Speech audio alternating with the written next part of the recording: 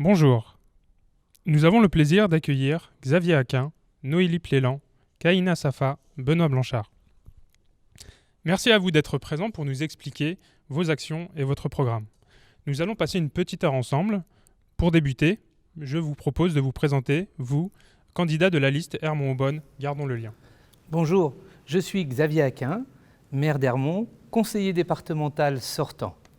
J'ai 50 ans, je suis né dans notre belle ville d'Hermont, je suis également chef d'entreprise. Je voulais simplement vous dire que c'est un exercice un petit peu compliqué pour nous, car c'est la première fois qu'avec mes amis, nous avons ce genre d'exercice à faire. Alors je compte sur votre gentillesse, mais aussi sur votre participation. À toi Noélie. Bonjour à tous, je suis Noélie Plélan, j'ai 40 ans et je suis responsable comptable dans le secteur de la finance. J'habite à Aubonne depuis 2003 et je me sens particulièrement engagée dans le secteur de l'éducation.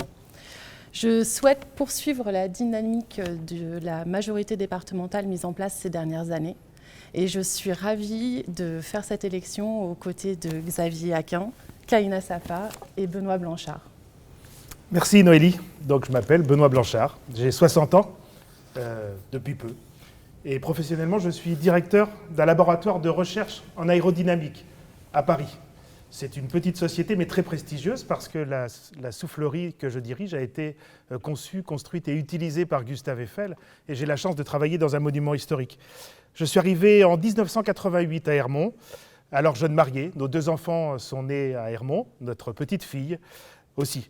Vous comprenez pourquoi j'ai souhaité m'intégrer et participer à la vie de la commune d'Hermont. J'aime cette ville, j'aime ses habitants. C'est mon 3e mandat dans l'équipe municipale. J'ai appris beaucoup de choses sur les 2 premiers mandats. Et j'ai pu mesurer l'importance d'une collaboration forte, nécessaire, avec toutes les collectivités locales avec qui nous travaillons quotidiennement. La région, évidemment, la communauté d'agglomération, mais aussi le département, on en parlera beaucoup, et puis les communes avoisinantes, dont évidemment Aubonne. Vous savez qu'on partage avec Aubonne la plus grande gare de la banlieue parisienne, et ce qui fait que nos 2 noms sont maintenant définitivement accolés. On ne parle plus que d'Hermont-Aubonne. J'ai eu la chance, à mon début de mandat, d'avoir beaucoup de gens qui m'ont aidé, accompagné, et Xavier en particulier. J'ai pu mesurer sa force de travail, la façon dont il gérait les dossiers, et puis aussi cette envie de toujours faire le mieux pour les Hermontois. Il a d'ailleurs continué en tant que conseiller départemental. J'ai vu qu'il avait beaucoup œuvré et qu'il avait beaucoup travaillé pour notre commune et celle d'Aubonne. Moi, je sais que pour être un bon conseiller départemental, il faut connaître son territoire, il faut aimer ses habitants, et j'ai toute confiance en Xavier et en Noélie, car ils ont cette qualité-là. Et quand Xavier m'a demandé d'être son remplaçant, et c'est avec plaisir que je l'ai fait, connaissant Noélie et Xavier. Kaina. Merci. Bonjour, donc je suis Kaina Safa, j'ai 39 ans et je travaille dans le secteur de la protection sociale. Je suis responsable d'un service de protection sociale. Donc c'est pourquoi je m'intéresse tout naturellement à tout le domaine de la solidarité et de l'éducation. Donc je suis très impliquée dans l'activité associative, notamment les associations de parents d'élèves à Aubonne. Donc je m'investis aujourd'hui justement pour travailler sur des projets qui concernent l'éducation, le bien-être des enfants, milieu scolaire et périscolaire. Et je suis ravie de le faire avec une équipe qui est ancrée dans notre territoire et qui connaît donc notre territoire et les besoins de ses habitants. Donc je suis notamment suppléante de Noélie Plélan sur cette liste. Et donc je suis ravie de me présenter à cette élection avec une équipe qui a déjà travaillé sur les sujets, en la personne de Xavier Aquin, et qui poursuit donc ce travail pour l'intérêt des habitants de notre territoire. Vous l'aurez compris, notre équipe est ancrée dans le territoire et nous sommes tous complémentaires. En fait, effectivement, il y a un binôme, Noélie et moi, mais moi je tiens beaucoup à notre quatuor, car nos 2 amis vont travailler avec nous sur tous les dossiers. C'est extrêmement important, car notre canton est grand, les projets sont nombreux, et nous ne serons pas assez de 4 pour gérer tout cela. Merci à vous. Sur le marché, la semaine dernière, Xavier, un jeune élu du CMJ vous a demandé à quoi ça sert un conseiller départemental. Pouvez-vous nous dire ce que vous lui avez répondu ? Évidemment. Alors, cette question, elle est légitime par rapport à ce jeune collègue du CMJ. Eh bien, un conseiller départemental, ça sert avant toute chose à représenter le canton, c'est-à-dire nos deux villes, Aubonne et Ermont. Le représenter dans une assemblée où nous sommes 42. 42 conseillers départementaux qui également siégeons à l'hôpital, au conseil d'administration des collèges, au niveau de la commission du RSA, dans des organismes comme le CDFAS. Nous sommes partout. Il est très important d'être conseiller départemental et élu local, car c'est une complémentarité pour suivre les dossiers, pour les soutenir, mais aussi pour les accompagner. Le tout n'est pas de faire un investissement, c'est aussi de se dire comment tout ça va vivre. Donc un conseiller départemental, ça sert au quotidien. Un problème à la NDPH, c'est le conseiller départemental. Un problème social, c'est le conseiller départemental qui peut agir. Nous sommes des élus territoriaux de proximité. Et la richesse du conseil départemental, c'est aussi l'échange avec nos collègues. Merci. Benoît, vous êtes adjoint au maire de la ville d'Ermont. Pouvez-vous nous parler des réalisations du conseil départemental sur le mandat précédent, avec, je le rappelle, Xavier Aquin comme élu de notre canton ? Alors effectivement, de multiples projets ont pu se faire sur nos deux communes parce que le conseil départemental les a cofinancés. Il faut savoir d'abord que le conseil départemental a des compétences propres, en particulier en ce qui concerne les collèges. 138 collèges sur le Val d'Oise, 4 sur nos deux communes. Moi, j'ai siégé au conseil d'administration du collège Jules Ferry d'Ermont. J'ai pu mesurer que l'investissement du département est continu pour proposer à nos collégiens les meilleures conditions possibles pour travailler. Mais il faut aussi quelquefois réaliser des travaux plus lourds. Et c'est le cas, par exemple, dans le collège Jules Ferry d'Aubonne, dans lequel 12 millions vont être investis dans ce mandat, dans le mandat suivant, pour restructurer complètement ce bâtiment. Mais le conseil départemental cofinance beaucoup de projets. Si je devais vous en donner la liste, l'heure que nous avons prévue serait peut-être pas suffisante. Je vais vous donner 2 chiffres importants.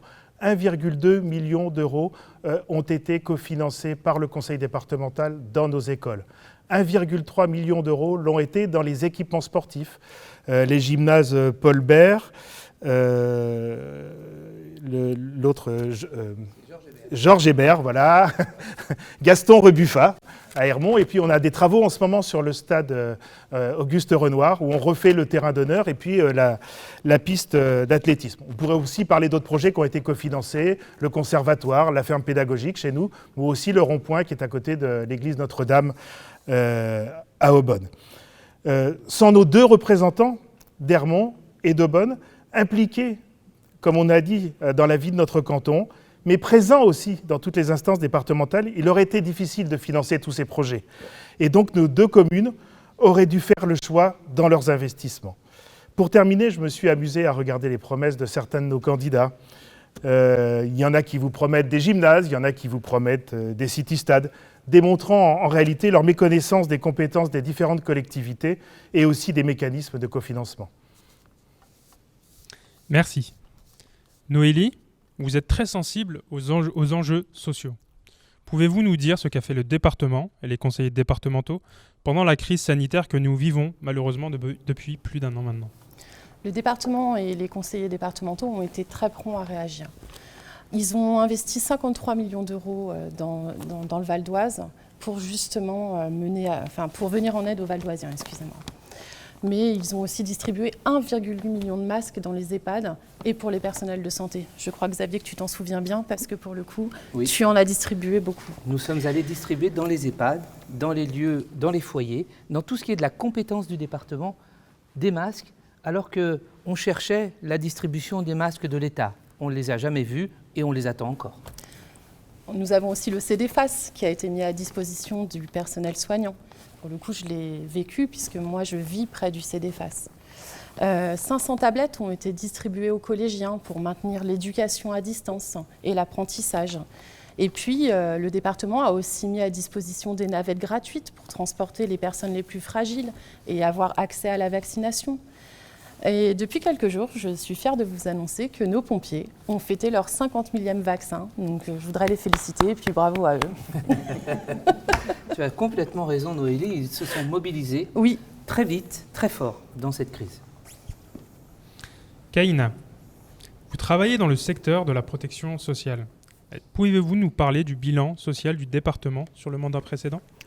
Alors oui, sur le mandat précédent, en termes de chiffres, eh bien, 1 700 000 € ont été investis dans le domaine de la solidarité pour justement faire face à la crise sanitaire et ses impacts sur les personnes, sur les situations financières, qui a fragilisé. Donc, cette crise a fragilisé beaucoup de personnes en termes professionnels et a mené certaines personnes aussi sur un danger de précarité et d'isolement. Donc le département intervient sur le domaine du RSA. Il verse le RSA, mais aussi il accompagne les personnes bénéficiaires du RSA à la réinsertion professionnelle et sociale. C'est un volet aussi important que le versement financier du RSA.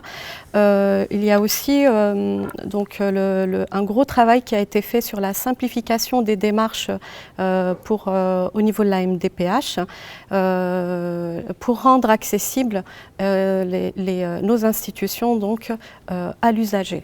Alors c'est vrai, Kaina, c'est encore un peu fragile et un peu compliqué, mais on y travaille au quotidien pour que la MDPH soit beaucoup plus facile dans les démarches, qu'on puisse les approcher plus facilement, notamment avec des actions décentralisées sur le terrain. Nous y travaillons ensemble et nous y travaillerons encore.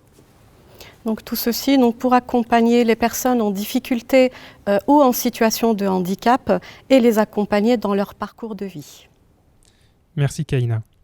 Enfin, dernière question. Xavier, vous avez été président de l'office départemental. Vous avez aussi été vice-président du CDFAS. Pouvez-vous nous dresser un bilan ?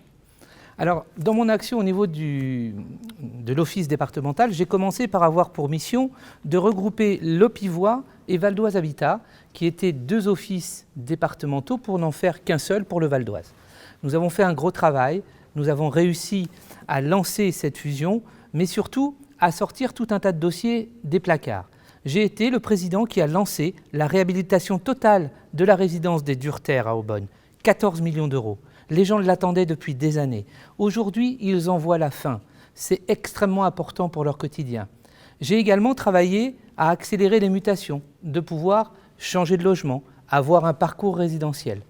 Nous sommes une terre, notre canton, où le logement social existe, avec un petit retard pour Aubonne. Mais nous continuerons à aider les gens. Dans le matière du logement social, nous allons aussi faire en sorte que les gens puissent accéder à la propriété. Donc le bailleur départemental continue cette action que j'ai initiée. Pour le CDFAS, où j'ai été vice-président, et je suis encore, nous avons d'abord fait en sorte d'accueillir de plus en plus de délégations étrangères, pour faire de notre CDFAS un atout, un enjeu. Nous avons beaucoup travaillé sur l'extension. Là encore, plus de 10 millions d'euros vont être investis en partenariat avec la région. Mais nous travaillons également avec les riverains, parce que qui dit un tel pôle, dit de la circulation, dit des problématiques de stationnement. Donc nous travaillons ensemble et nous allons bien sûr nous préparer à l'accueil de la délégation américaine pour les JO 2024. Ces Jeux olympiques et paralympiques, parce que nous y tenons beaucoup au CDFAS, eh bien c'est un enjeu économique, social, sportif pour notre territoire et particulièrement pour notre canton. Le CDFAS devra être le point fort du Val d'Oise pour le sport de haut niveau, mais aussi pour le sport tout simplement. Merci Xavier. Passons au programme pour les 6 prochaines années, celui qui vous permettra de mettre en valeur nos 2 villes, Ermont et Aubonne, et leurs habitants. Plusieurs thématiques sont traitées dans le programme. Un Val d'Oise résilient, un Val d'Oise d'avance, un Val d'Oise des réussites, un Val d'Oise du cœur, un Val d'Oise à vivre, un Val d'Oise à l'offensive. Je vous propose de réagir sur ces différentes thématiques. Honneur aux femmes. Noélie, quel thème choisissez-vous ? Alors, je vais prendre le Val d'Oise à l'offensive. On le sait tous, le nerf de la guerre, c'est l'argent. Et le programme de l'UVO est à la fois ambitieux et réaliste. Nous continuerons donc à maintenir la maîtrise de la dette. Ça, c'est clair et net, il le faut absolument, ce qui implique un contrôle de l'augmentation du taux d'imposition. Et on sait tous qu'en ce moment, il faut un maximum éviter d'augmenter nos impôts, surtout en ce moment, pendant la crise Covid. Donc voilà, ça c'est quelque chose qui nous tient à cœur et on sait qu'on peut le réaliser. Alors, je me permets, Noélie, de le dire, lorsque la gauche a été aux manettes du département, ça a été une catastrophe financière. Et nous avons mis des années à nous relever. Aujourd'hui, le bilan est bon. Les agences qui nous notent nous donnent de bonnes notations, de façon à nous permettre d'investir, de nous endetter, tout en contrôlant tout cela. Le département est extrêmement bien géré et tu as raison, c'est très important. C'est très important pour nos concitoyens. Et nous serons également vigilants sur le développement de l'aéroport Charles de Gaulle, parce que bien, on sait tous que le T4 pour le moment a été abandonné, mais on ne sait pas le devenir pour le moment de cet aéroport. Et les intérêts des Valdoisiens sont notre priorité, et en particulier de notre canton évidemment, puisque on sait tous que cette problématique de Roissy-Charles de Gaulle nous impacte tous dans nos vies quotidiennes. Alors nous sommes raisonnables en toute chose. Nous sommes contre le T4 tel qu'il a été présenté et tel qu'il se présente. Et nous serons extrêmement vigilants à ce qu'il n'y ait pas beaucoup de développement, trop d'avions au-dessous de nos têtes. Pour autant, il faut quand même que l'économie fonctionne. Toujours la raison et le réalisme. C'est exactement ça. Merci Noélie. Xavier, oui. Quel thème choisissez-vous? Ah bah écoutez, moi je vais choisir le Val d'Oise de la réussite. Le Val d'Oise de la réussite. D'ailleurs, le département, c'est un département qui réussit. Premier département à avoir fibré l'intégralité du Val d'Oise, de la ferme la plus reculée jusqu'à la ville la plus urbanisée. C'est Val d'Oise numérique. Ça, c'est extrêmement important. Aujourd'hui, on l'a vu pendant la crise, ne pas être fibré, ne pas être raccordé, c'est un vrai handicap. Mais il faut aussi former les jeunes et faire de l'apprentissage, faire une école autour du numérique, c'est l'avenir. Le Val d'Oise, c'est un département qui est tourné vers l'avenir, résolument. La réussite, les sportifs de haut niveau dont je parlais tout à l'heure, un Crêpes en Val d'Oise, c'est hyper important. Nous nous donnerons les moyens vers notre jeunesse pour qu'ils avancent en sécurité vers leur avenir. Je pense très sincèrement que notre département est une terre de réussite. D'ailleurs, j'en connais plein d'exemples. Merci Xavier. Kaïna, quel thème choisissez-vous? J'ai choisi le Val d'Oise du Cœur. Ah bah ça te va bien. Le Val d'Oise du Cœur, ça te va bien, Kaïna. Oui, je parlerai toujours de cette partie solidarité et soutien aux personnes fragilisées notamment par la crise. Et à cet accompagnement qui reste aussi un volet très important, l'accompagnement dans le parcours de vie pour mettre le pied à l'étrier dans le monde professionnel aux personnes bénéficiaires du RSA, parce que le RSA n'est pas fait pour maintenir dans la précarité, c'est une étape de vie. Et donner les moyens à ces personnes de passer à autre chose, de se construire, c'est aussi le rôle du département qui est un acteur central de l'action sociale sur le territoire. D'ailleurs, mes chers collègues, quand nous serons élus, nous devrons siéger à la commission RSA. Tout à fait. Et siéger à la commission RSA, ça n'est pas simplement regarder des chiffres, c'est surtout mettre l'humain au cœur de notre action, un projet pour l'un, un accompagnement pour l'autre. C'est exactement ce que tu étais en train de décrire, le cœur et la raison. Tout à fait. Donc je continue sur cette partie, Val d'Oise du Cœur. Ce qui me tient justement à cœur et à notre équipe, c'est donc le rôle du département, justement pour favoriser l'accueil d'urgence des femmes victimes de violences conjugales, pour justement leur permettre de se reloger rapidement dans le parc de logements sociaux. Alors nous avons déjà expérimenté ce genre d'action et ça ne peut que marcher. Alors nous, vous savez, on ne fait pas de photos. Nous, on ne fait pas des réseaux sociaux quand nous allons voir une association. On agit, on le met dans notre programme et nous allons faire ce qu'il faut pour protéger ces victimes. Merci à vous. Et enfin, Benoît, sur quel thème souhaitez-vous réagir? Un Val d'Oise d'avance. Je pense que le département se positionne pour investir, pour toujours garder cette avance que nous avons sur d'autres territoires. Nous avons un territoire jeune, dynamique, comme l'a dit Xavier tout à l'heure, fibré, le premier département en France qui est fibré. Le département est porteur d'un projet numérique ambitieux dans les collèges, mais aussi d'un soutien à tous les métiers du numérique. Ça devrait permettre d'attirer de nouvelles sociétés dans le high-tech, par exemple, mais aussi permettre d'accompagner les communes dans leurs projets de ville numérique. Mais bien sûr, il faudra aussi penser à ceux qui n'ont pas accès ou qui ont des difficultés avec ce tout numérique qui arrive. Et il faudra donc prévoir des programmes de formation pour les publics ciblés. À Val d'Oise d'Avance, c'est aussi faciliter les transports. On a bien entendu parlé du plan vélo. Il faut accélérer encore le maillage des pistes cyclables sur le département. Il faut soutenir le covoiturage, comme ça se fait. Il faut fluidifier la circulation sur les grands axes. On sait qu'on a des grands axes qui sont aujourd'hui très encombrés. Et donc lancer un plan de route, je dirais, intelligente, avec une signalétique dynamique, avec des feux tricolores connectés, avec un éclairage automatique. Mais bien sûr, pour tout cela, il faudra aussi favoriser les transports en commun. Vous voyez que le déplacement au cœur du Val d'Oise est important et qu'il revêt de multiples visages. Alors moi j'ajouterais, Benoît, comme tu te plais à le dire souvent, un Val d'Oise réaliste. C'est-à-dire qu'il ne suffit pas de dire on va faire un maillage de pistes cyclables si on voit que ça ne passe pas, si ça ne débouche sur rien. Donc le réalisme, pour les transports c'est pareil. J'entends certains dire allez, on va faire la gratuité des transports, allez, on va faire sauter tel ou tel quota. À croire qu'ils ne prennent jamais les transports, qu'ils ne montent jamais dans leur voiture, voire même qu'ils ne font jamais de vélo. Mais ça, pour le vélo, on a une spécialiste quand même. Donc c'est ce qui fait, une fois de plus, la force de notre équipe. Merci. Je vous propose de poursuivre avec les questions des habitants.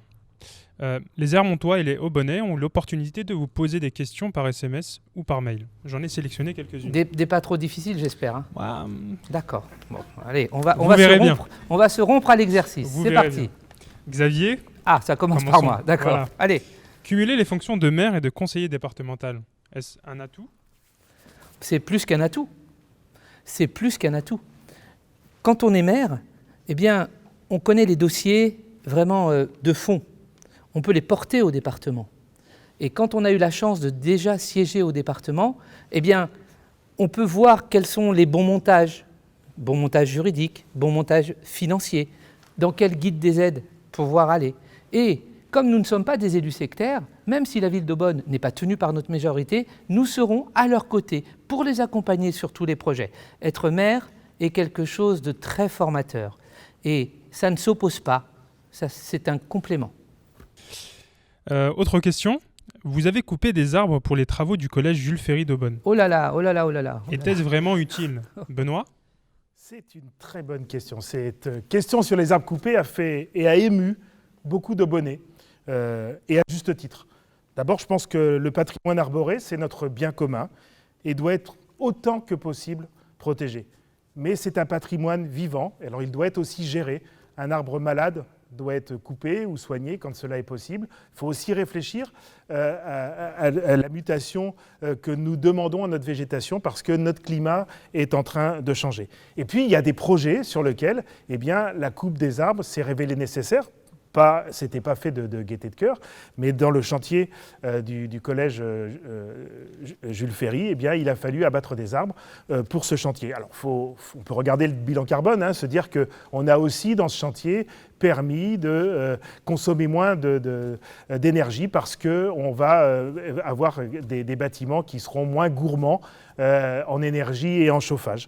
Mais moi, je crois à un moment aussi qu'il faut savoir être juste entre le choix, le bien-être de ce chantier, des collégiens qui sont là et des arbres, il fallait faire ce choix à ce moment-là. Pour autant, évidemment, et Xavier, je le regarde parce que je sais ce qu'il pense, on sait parfaitement qu'il faudra replanter ces arbres. À Hermont, on a cette maxime, Xavier a cette maxime qui dit « un arbre coupé, un arbre replanté », et dans le même quartier. Je peux vous promettre qu'en ce moment, on est plutôt à 2 ou 3 arbres replantés pour les arbres que nous avons été obligés de faire disparaître pour de multiples raisons. Mais soyez rassurés, nous sommes tous les 4 très attachés à notre patrimoine végétal. Alors simplement, si je peux me permettre, j'ai suivi ce dossier un petit peu de loin, mais puisque ma collègue sortante était aubonnaise, ce que j'ai entendu dire par la présidente elle-même, c'est qu'il y aurait évidemment une replantation d'arbres. Il est évident que c'est temporaire, et puis je crois que, comme tu l'as très justement dit, un arbre, il a aussi une vie, et à un moment donné, il faut savoir régénérer pour prévoir l'avenir. Donc ça a pu émouvoir des gens, ce qu'on peut entendre, mais voyons-nous au résultat. Merci à vous. La question suivante, je vais l'adresser directement à Xavier. D'accord. Puisque je sais que c'est un sujet qui vous tient particulièrement à cœur. Est-ce que vous vous occuperez davantage des personnes porteuses de handicap ? Alors m'en occuper davantage, je continuerai à m'en occuper. Effectivement, les gens porteurs de handicap, quel que soit cet handicap, on pense souvent handicap avec handicap physique, mais il y a aussi l'handicap mental, il y a l'handicap temporaire suite à une maladie, suite à un accident de la vie. Oui, bien entendu que nous allons continuer à nous en occuper, les aider dans leur démarche. Souvent, lorsqu'il se passe cela, la première difficulté, c'est de faire toutes les démarches administratives. Eh bien, nous allons travailler pour faciliter les choses. C'est aussi l'aménagement des logements, c'est aussi le transport. Avec PAM 95, nous facilitons le transport des gens en situation de handicap. C'est continuer à faire en sorte que les enfants en situation de handicap puissent être inclus raisonnablement dans le système scolaire. C'est aussi des logements adaptés. C'est aussi respecter le grand âge et le bien vivre chez soi. Le département et le handicap, c'est très lié, c'est une compétence. Et vous pouvez nous faire confiance. Dans toutes nos actions, nous l'avons en tête. Merci à vous. Le département a subventionné la ferme pédagogique et le nouveau conservatoire d'Ermont. Pourquoi n'y aurait-il pas une ferme pédagogique à Aubonne financée par le département ? Alors, je vais me permettre de répondre, puisque Je t'en prie, Xavier. souvent copié, jamais égalé, je me permettrai de vous dire. Ça ne serait pas raisonnable. Maintenant, si la ville d'Aubonne et Madame la maire d'Aubonne souhaitent créer une ferme pédagogique, mais je ne crois pas que ce soit son intention, elle déposera un dossier et nous essaierons de l'accompagner. Mais cette ferme pédagogique, c'est une marque de fabrique hermontoise. Nous avons beaucoup travaillé dessus. Et puis, il va y avoir ensuite la cuisine centrale, cofinancée, nous l'espérons, par le département. La ferme pédagogique a été cofinancée parce qu'elle s'inscrivait dans un projet. Alors, moi, je ne veux pas dire à Madame la maire d'Aubonne de ne pas faire de ferme pédagogique. Je dis simplement que ce genre de projet, on ne fait pas ça pour se faire plaisir. Il y a un travail de fond. Donc, une ferme pédagogique à Aubonne, si elle le souhaite, mais celle d'Ermont est fabuleuse. Je vous invite d'ailleurs à y venir. Et puis ce qui n'empêche pas les Aubonnais de venir s'y promener. Alors, oui, ok, on va dire oui. Alors. Évidemment. Merci à vous. C'est déjà le cas. Alors, une autre question intéressante. À quand le bio dans les collèges ? Kaina, vous avez beaucoup travaillé ce sujet. Vous pouvez répondre ? Oui, tout à fait. En fait, il y a un travail de fond, pour reprendre les termes de Xavier, qui a été mené autant à Aubonne qu'à Ermont, sur la restauration scolaire au niveau des maternelles et élémentaires. Donc, à titre d'exemple, pour le renouvellement du marché restauration scolaire à Aubonne, j'ai fait partie d'un groupe de travail pour mettre en place une restauration bio dans nos cantines scolaires avec du zéro plastique.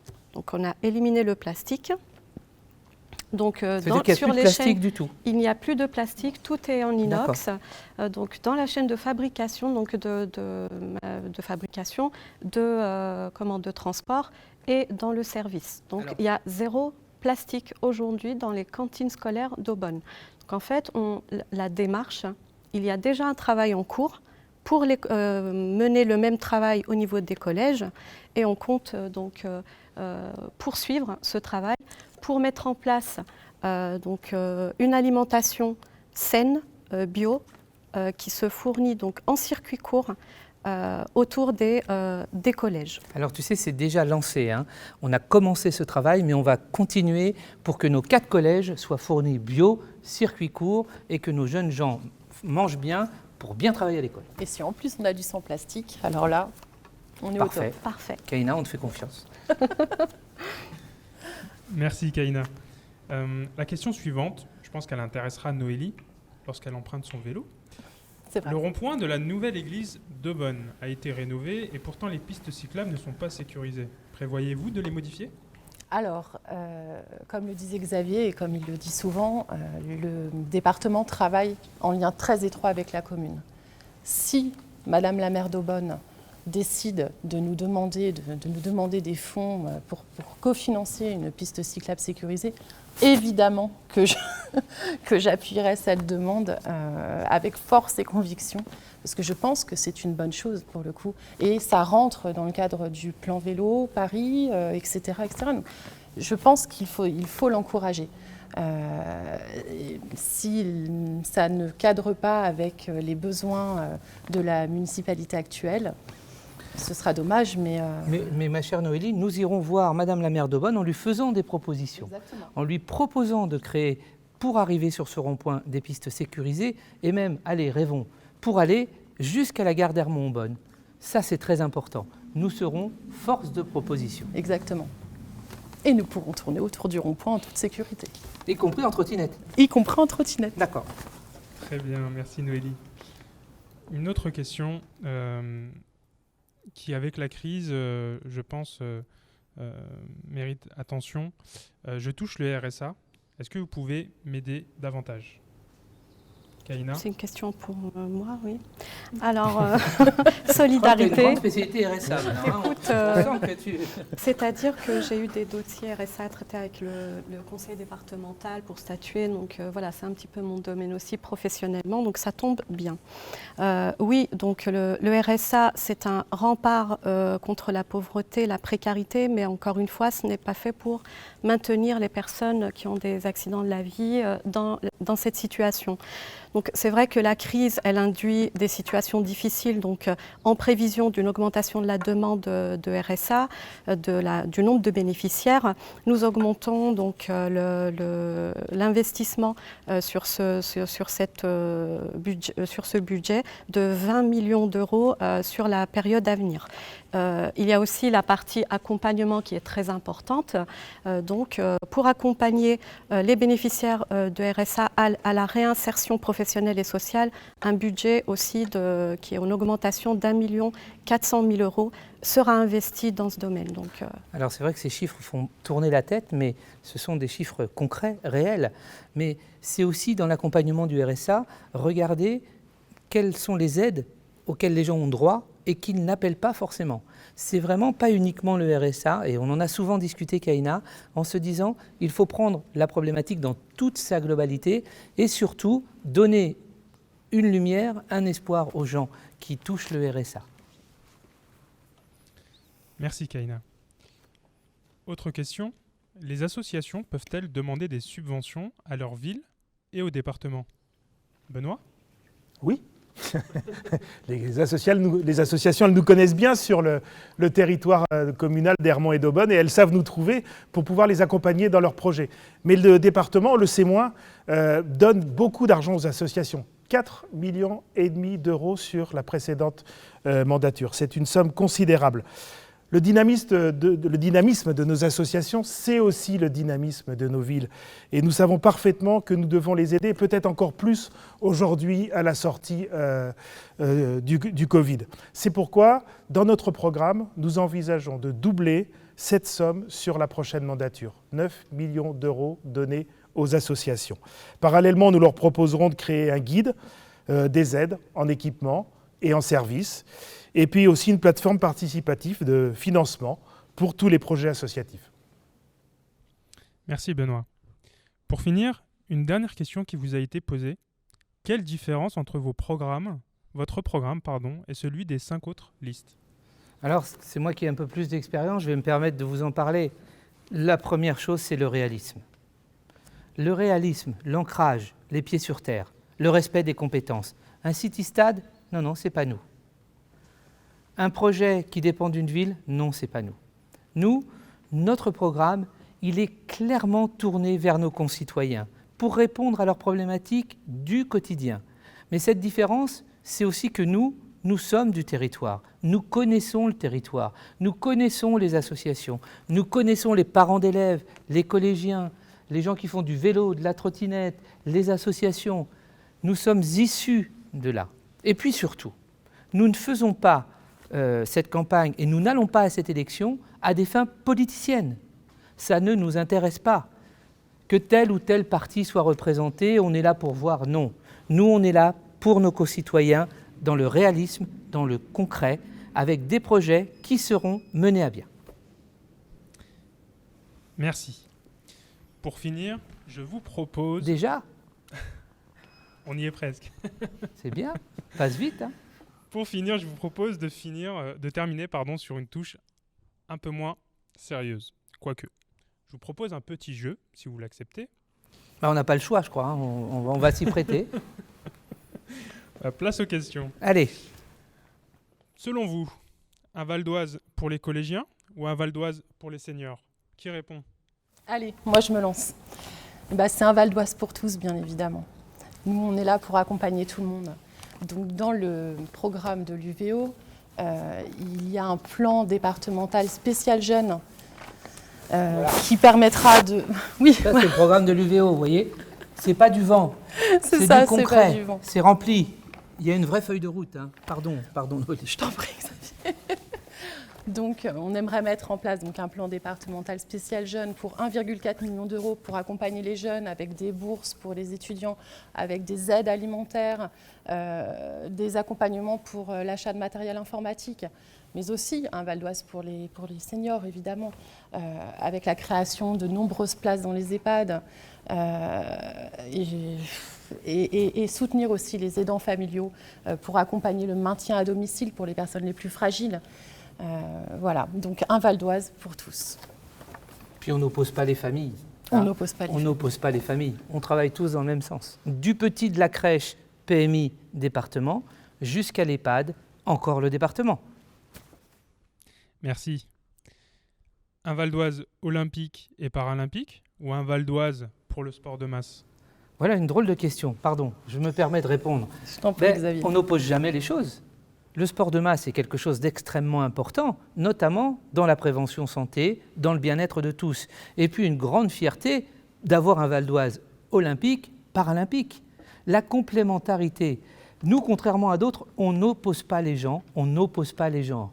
Oui au sport loisir de masse et oui au sport olympique et paralympique. Merci. J'allais adresser la question suivante à Noélie, mais je vais l'ouvrir à tous. Un Val d'Oise à vélo ou un Val d'Oise routier? Et tu as raison de ne pas laisser Noélie répondre. J'aurais été inquiet de sa réponse. Enfin, on serait tous évidemment, trouvés. non, ta question n'est pas drôle. Évidemment qu'il n'y a pas de choix à avoir. Chacun a des besoins, chacun a des envies. Eh bien, il faut que l'espace public, le transport, soit partagé entre tous. Bien sûr, aujourd'hui, nous avons des demandes importantes des gens qui veulent se déplacer en vélo, mais aussi des gens qui veulent se déplacer à pied, mais aussi des gens qui doivent se déplacer en voiture. Il faut partager l'espace public pour que tous puissent y trouver leur place. C'est quelque chose qu'on travaille beaucoup là, en ce moment sur la commune d'Ermont, parce qu'il faut donner à l'espace public toutes les possibilités de transport. Et j'en oublie évidemment pas une, c'est tout ce qui est le transport en commun, qui est extrêmement important si on veut pouvoir favoriser à la fois le déplacement en vélo, en voiture et dans tous les autres modes de locomotion. Eh bien, il faut pouvoir aussi aider les gens à se déplacer avec les transports en commun. D'où l'importance, oui. Donc pas de choix. C'est l'importance de la collaboration avec la région. Bien sûr. Et de tous les collègues, parce que tout est très lié en réalité. Et comme tu le dis très justement, d'abord, on ne va pas opposer un mode de transport à un autre. Et en plus, si on demande à Noélie, on va tous se retrouver en vélo. Donc à la fin de la journée, ça va être fatigant quand même. Je n'ai pas cette prétention. Merci à vous. Xavier, vous nous parliez tout à l'heure du déploiement de la fibre.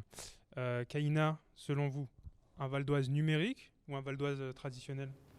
Alors encore une fois, n'opposons pas les choses entre traditionnel et numérique. C'est vrai que le numérique progresse.